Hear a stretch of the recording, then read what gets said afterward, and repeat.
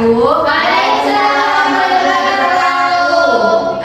Di sini perkenalkan nama saya Anissa Ramadhani, biasa dipanggil Nisun. Hai Kak Nisun. Jadi sebelum kita mulai kegiatan hari ini, kita berdoa dulu ya dalam hati. Berdoa dimulai. Kalian gimana kabarnya hari ini? Alhamdulillah. Udah makan atau belum? Sudah. Ada yang belum, ada yang sudah. Ya. Nah, buat yang belum, nanti setelah kegiatan makan ya. Biar nggak lapar, dijaga kesehatannya.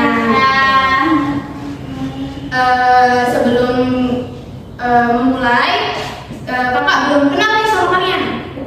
Jadi kakak ingin kalian berkenalan dulu, tapi perkenalannya pakai SDK. Wow, gimana Kak? Kalian tahu ini permainan yang polisi numpang tanya? Tahu Kak? Tahu kan? Tahu kan? Ya. Tahu. Jadi mulai ya. Ya. 1, 2, polisi numpang tanya. Sebentar, atas nama, kenalan, dimulai dari kamu, diakhiri dari kamu. Mulai. Pilih. Nana. Lulu. Zizi. Oke. Oh ya, kalian di sini udah tahu belum kenapa kakak komponen televisi? Nggak tahu.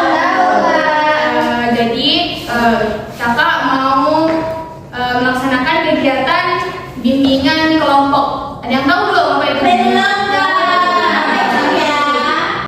Jadi bimbingan kelompok itu adalah suatu kegiatan yang dilakukan oleh sekelompok orang dengan memanfaatkan dinamika kelompok.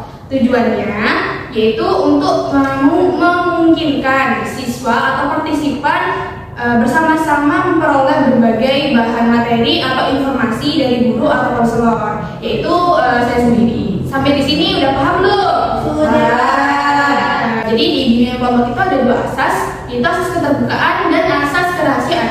Jadi asas keterbukaan itu adalah di mana kalian partisipan atau siswa harus berpartisipasi dalam melaksanakan kegiatan dengan terbuka. Jadi nggak ada yang ditutup-tutupi atau nggak ada yang berbohong gitu. Kemudian ada asas kerahasiaan yang dimana asas kerahasiaan itu semua diskusi atau cerita yang ada di kegiatan pada hari ini itu tidak boleh keluar dari kegiatan pada hari ini, nggak boleh keluar dari ruangan ini. Jadi semuanya itu harus menyimpan rahasia gitu ya. Setelah itu saya akan menjelaskan tentang gaya belajar. Ada yang tahu nggak nih gaya belajar itu apa? Nggak tahu. Jadi gaya belajar itu bukan belajar dengan gaya, tapi di mana kalian bisa memahami suatu informasi yang kalian dapatkan dengan lebih cepat atau lebih mudah gitu.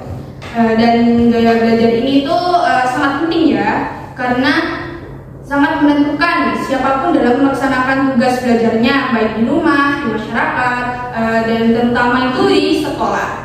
Tidak jarang kegagalan siswa di sekolah itu bukan karena mereka bodoh, tapi mungkin aja tidak ada keserasian dalam gaya belajarnya. Jadi misalnya nih, kalian sukanya praktek, tapi di kelas itu gurunya cuma ngomong teori gitu kan, jadi kan kayak kurang paham gitu kan. Setelah itu di dalam gaya belajar itu ada tiga macamnya, yaitu ada visual, ada auditori, dan ada kinestetik.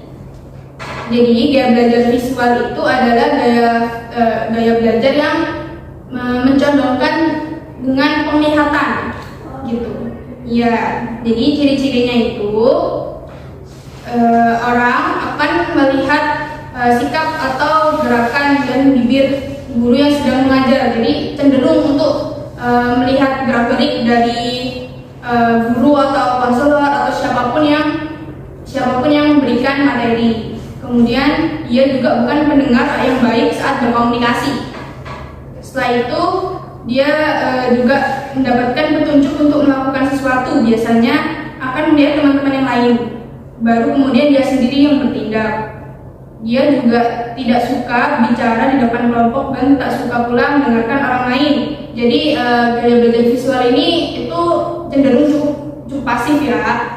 Kemudian dia juga kurang mampu untuk mengingat informasi yang diberikan secara lisan. Gitu.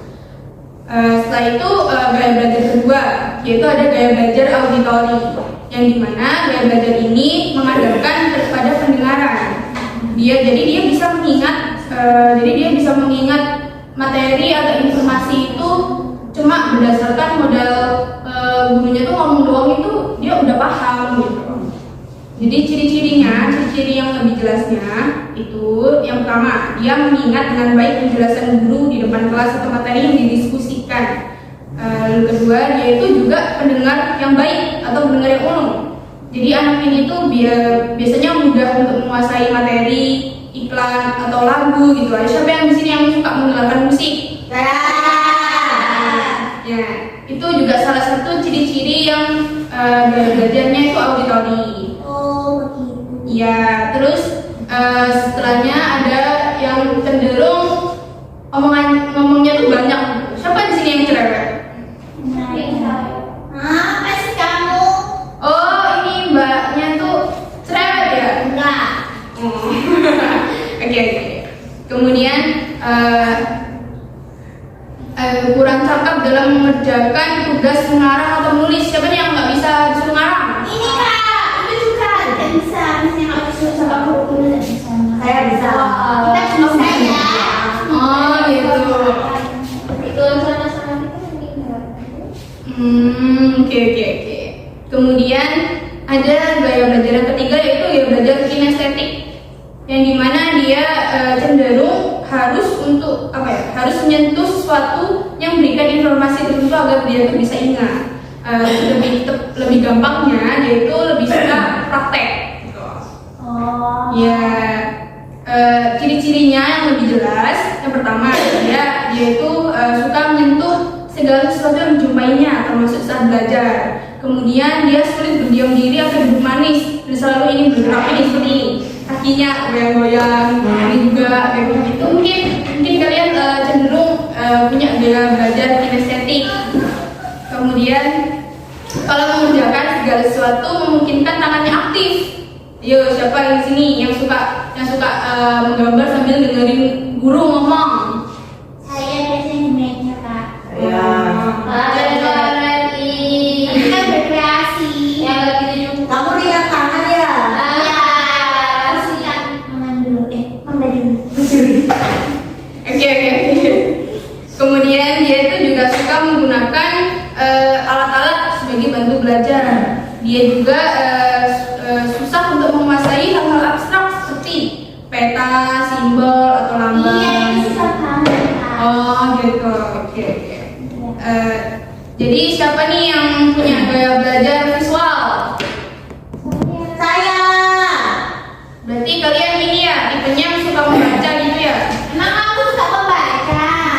Suka nonton. Tapi membaca kamu termasuk kakak. Kalau kalian kuat untuk baca komik lama-lama atau baca baca novel lama-lama gitu, atau nonton film lama gitu, itu namanya juga salah satu ciri gaya belajar visual. Nah, sedangkan kalau yang auditori, Saya kak. ya kamu suka dengerin musik ya? Ya, soalnya berarti semuanya. Aku suka dengerin musik. Udah. Jangan bertengkar. Iya, dan tekan ya. Siapa juga nih yang suka praktek? Kamu enggak semua nggak suka praktek. Ya terserah gitu, kayak melukis. Oh ya, jadi kakak ini punya kertas informasi yang bergambar nih. Jadi ada gambar-gambarnya.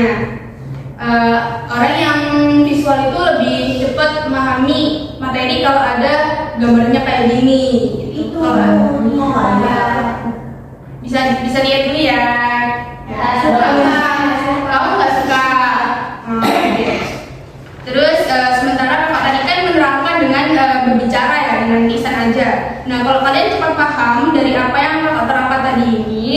berarti tandanya kalian punya gaya belajar auditori gitu. Iya, saya paham. Memang paham. Oke, bagus kalau semuanya paham ya. Jadi seperti itu, ada yang ingin ditanyakan? Tadi kan saya kan cuma satu ya Kak, Aukira sedangkan dia Aukira sama visual emang bisa Kak, satu orang punya dua kepribadian, punya dua gaya belajar. Oke, pertanyaan bagus. Siapa tadi namanya? Nono. Oke, bagus. Jadi setiap orang itu punya tiga gaya belajar itu semua di setiap orang ya. Jadi siapa namanya? Lili. Jadi Lili itu bisa punya gaya belajar visual, auditori, dan kinestetik sekaligus gitu. Tapi cuman ada satu atau dua aja yang dominan gitu. Jadi itu sangat wajar. Oh, gitu. Terima kasih Kak. Ya, sama-sama. Jadi gitu ya. Sebelum kita mengakhiri bimbingan kelompok ini, kakak mau nanyain gimana perasaan kalian setelah kakak jelasin materi? Sangat senang. Kalau gitu. Oke. Kalau gitu kita akhiri bimbingan kelompok pada hari ini ya. Ya, Kak. Jadi kita berdoa dulu sebelum pulang. Ya. Dimulai. Oke, terima kasih atas partisipasi kalian yang sangat aktif. Ya.